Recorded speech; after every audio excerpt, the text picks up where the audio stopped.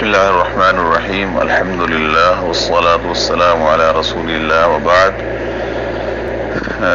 آپ کے سوال کے مطابق اگر کوئی شخص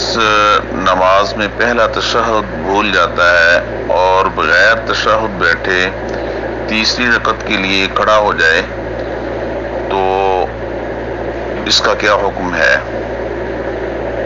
ایسا ہے کہ اگر پہلا تشہد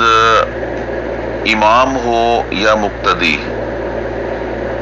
نماز کوئی بھی ہو، ظہر ہو، عصر ہو، مغرب ہو، عشاء ہو، تو اس میں اگر پہلا تشہد بھول گیا ہے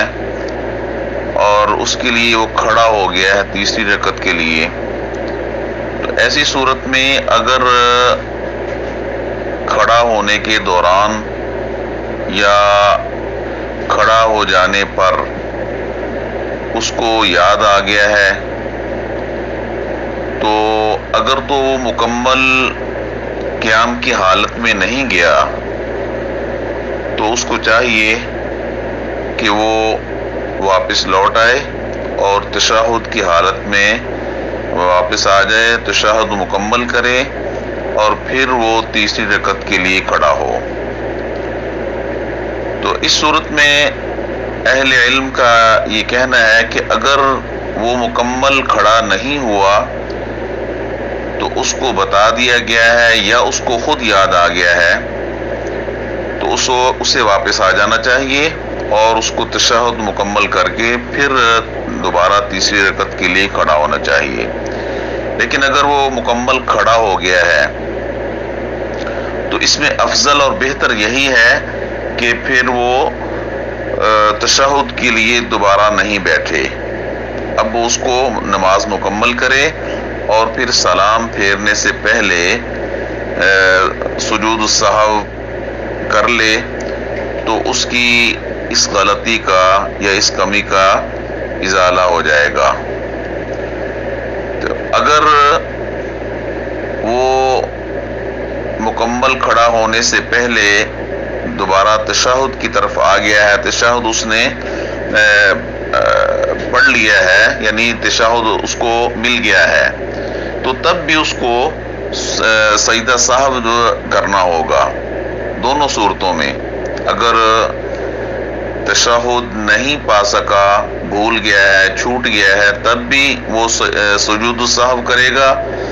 اور اگر کھڑا ہونے سے پہلے اس کو یاد آ گیا ہے اور بیٹھ گیا ہے اور اس نے تشہد کو پا لیا ہے تو تب بھی وہ سجود السہو کرے گا۔ دونوں صورتوں میں سجدہ سہو اس پر ضروری ہے۔ البتہ یہ ہے کہ اگر کوئی شخص مکمل کھڑا ہو گیا ہے اور کھڑا ہونے کے بعد اس نے ابھی قرات شروع نہیں کی تو اس صورت میں اگر اس کو یاد آ گیا ہے یا اس کو یاد کرایا گیا ہے تو اگر تشہد کے لیے بیٹھ جاتا ہے تو تب بھی جائز ہے، لیکن بہتر یہی ہے کہ وہ مکمل کھڑا ہونے کے بعد تشہد کے لیے نہیں بیٹھے بلکہ وہ اپنی نماز کو مکمل کرے اور اسی طرح سے پھر وہ سجود السہو یعنی سہو کے جو 2 سجدے ہوتے ہیں وہ کرے گا۔ ایسا ہی ایک واقعہ نبی صلی اللہ علیہ وسلم کے ساتھ بھی پیش آیا تھا کہ آپ تشہد کے بغیر کھڑے ہو گئے تھے تو آپ نے پھر نماز کو مکمل کیا اور سلام سے پہلے آپ نے سجود السہو کیے۔ تو یہ ہے کہ اس کی جو تفصیل میں نے بیان کی ہے اس حدیث کی روشنی میں، تو دونوں صورتوں میں اس کو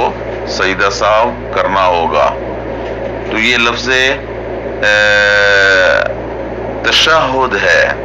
اس کی بھی تصحیح کر لی جائے۔ واللہ اعلم۔ السلام علیکم ورحمۃ اللہ وبرکاتہ۔